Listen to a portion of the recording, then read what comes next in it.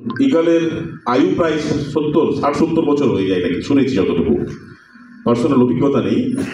কিন্তু 30-40 বছর পর যখন ইগল একটা কঠিন সময়ের মুখোমুখি হয়, আজ সেই সময়টা মনে হয় আমাদের জীবনেও এসে গেছে। আমরা আজকে এই 200টা চেয়ার ভরাতে পারছি না। এটা মনে হয় আমাদের ওই ইগলের যে 30 থেকে 35 বা 40 বছর এজে একটা কঠিন সিচুয়েশন ইগলকে দাঁড় করায়। কারণ ইগল ছোট ছোট পাখি যেগুলো আকাশে ওড়ে না, ওদের সাথে কিন্তু মেশে না। ইগল পায়রার সাথেও মেশে না, ইগল ময়ূরের সাথেও মেশে না। ইগল কিন্তু সবার থেকে উঁচুতে থাকার চেষ্টা করে, তাই না? ইগলের মেন্টালিটি কিন্তু সবার থেকে হাই থাকবো, সবাইকে দেখবো এবং আকাশে রাজ করে। আকাশে ছোট ছোট পাখিগুলো ইগলকে কিন্তু ভয় পায়। তো যখন ইগল তার ইয়াং এজে যে ক্ষিপ্রতার সাথে তার যে তেজ, তার যে গতি, তার যে নখের ধার, তার চোচের যে ধার, এই ধার দিয়ে কিন্তু আকাশে রাজ করে।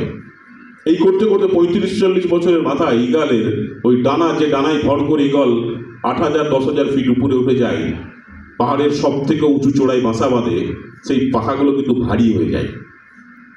যে চোঁচ দিয়ে একদম মানে কি বলবো, নিশ্চিত শিকার ধরবে, সমুদ্রে নদীতে ঝাঁপ দেয়, সেই চোঁচটাও কিন্তু বেঁকে যায় শিকার করতে করতে। যে পায়ের নখগুলো শিকারকে ধরে নিয়ে উঠতে পারে, সেই নখগুলো কিন্তু বেঁকে যায়।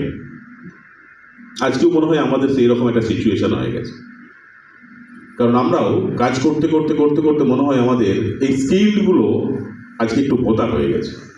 তখন ইগলের কাছে দুটো অপশান থাকে, হয় তাকে মেনে নিতে হবে যে এটাই আমার জীবনের শেষ পরিণতি, যে আমি আর সেই লাইফে ফিরতে পারবো না, আমার আর সেই গতি নেই, পাখা ভারী হয়ে গেছে, উঠতেও পারছি না, শিকারও ধরতে পারছি না, না খেতে পেয়ে মারা পড়তে হবে।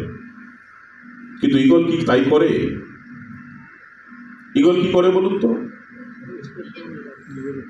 বলছে নিজেকে নির্বাসনে পাঠিয়ে দেয়, এমন একটা জায়গায় পৌঁছে যায় যেখানে ইগলকেও কেউ শিকার করতে পারবে না, তাই তো? পাহাড়ের একদম উঁচুতে গিয়ে একটা জায়গা খুঁজে নেয়, যেখানে গিয়ে সে পাথরে ঠুকে ঠুকে তার চোঁচটা, যেটা কি বলে এটাকে, ঠোঁটকে ভেঙে ফেলে, রক্তাক্ত হয়ে যায়, কিন্তু এই যন্ত্রণাটা সহ্য করে। ঠোঁট ভেঙে ফেলার পর অপেক্ষা করতে থাকে কবে নতুন চোঁচ তৈরি হবে। কিছুদিন পর যখন নতুন চোঁচ বেরিয়ে আসে, সেই নতুন চোঁচে ধার বেশি, সেই নখ দিয়ে, চোঁচ দিয়ে পাখার ডানাগুলোকে একটা একটা একটা করে পালকগুলোকে উপড়ে ফেলে দেয়। পায়ের নখ যেটা দিয়ে শিকার ধরার মতো ক্ষমতা ছিল না, সেটাকে আবার নতুন করে উপড়ে ফেলে দেয় নতুন চোঁচ দিয়ে। একটা ভীষণ রকম যন্ত্রণাদায়ক সিচুয়েশনের মধ্যে দিয়ে নিজেকে পার করে নিয়ে যায়। তারপর 6 মাস কেটে যাওয়ার পর ওই উপড়ে ফেলা পাখার জায়গায় আবার নতুন করে পাখা গজায়, নতুন করে পালক গজায়, নতুন করে নখ তৈরি হয়, নতুন চোঁচ নিয়ে আবার কিন্তু আকাশে দাপিয়ে বেড়ায় সেই ইগল পাখি। তো ফ্রেন্ডস, আজকে যদি আমরা শুধু মেনে নিই যে আমার দ্বারা আর এই হলটা ভরানো সম্ভব নয়, তাহলেও কিন্তু আমাকে ইগলের মতো স্বেচ্ছা মৃত্যু মেনে নিতে হবে। আর যদি আমি ভাবি এই সিচুয়েশন থেকে বেরিয়ে এই 2025 সালে নিজের লাইফটাকে চেঞ্জ করব, তাহলে কিন্তু আমাদেরকে আজকে ডিসিশন নিতে হবে যে অ্যাবস্ট্রাগলগুলো আমাকে আটকে দিচ্ছে, যাকে নিয়ে ভাবছি আমি কেরিয়ার তৈরি করে ফেলবো, সে কিন্তু আমাকে কেরিয়ার তৈরি করে দেবে না। তাই আমাকে নতুন করে অপশান খুঁজতে হবে, নতুন করে আবার সেই প্রথম দিন যখন ইবায়োটোরিয়ামে কাজ শুরু করতে চেয়েছিলাম, কাজ শুরু করতে এসেছিলাম, যে গতি ছিল আমার মধ্যে, সেটাকে কিন্তু আবার ফিরিয়ে আনতে হবে। যদি ফিরিয়ে আনতে পারি, আমি ড্যাম শিওর পরের সপ্তাহে কিন্তু এই হলে জায়গা দেওয়া যাবে না। এটাকে আমরা সবাই চাই? যদি চাই একটু নিজেদের জন্য ক্ল্যাপিং করুন। আর এই ইগলের থেকে এই শিক্ষাটা নিয়ে আজকে থেকে বাড়ি ফেরার পর নিজেকে আবার রিওয়ার করুন, নিজেকে আবার নতুন করে বোঝান যে আমি একটা সময় এখানে ভরিয়ে দিয়েছিলাম সব লোক, আমার মধ্যে আমার 5টা-10টা প্রসপেক্ট এখানে আসতো, আজকে কেন আসছে না?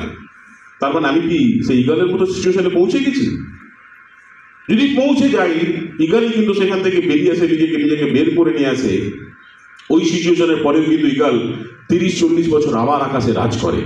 তো আমরা পারবো না? আজকে ইবায়োটোরিয়াম আমাদেরকে 2025 সালে যে গিফট দিয়েছে, যে উপহার তুলে দিয়েছে, নতুন করে যে প্ল্যানটাকে আপগ্রেড করে দিয়েছে, তাতে করে আমাদের প্রত্যেকের কেরিয়ার হওয়ার উজ্জ্বল সুযোগ রয়েছে। শুধু আমাদেরকে একটুখানি পরিবর্তন করতে হবে, কোথায় খামতি আছে এটা একটু খুঁজে নিতে হবে। তো আমি আর বিশেষ কিছু না বলে আমি প্রশান্ত সিং তাকে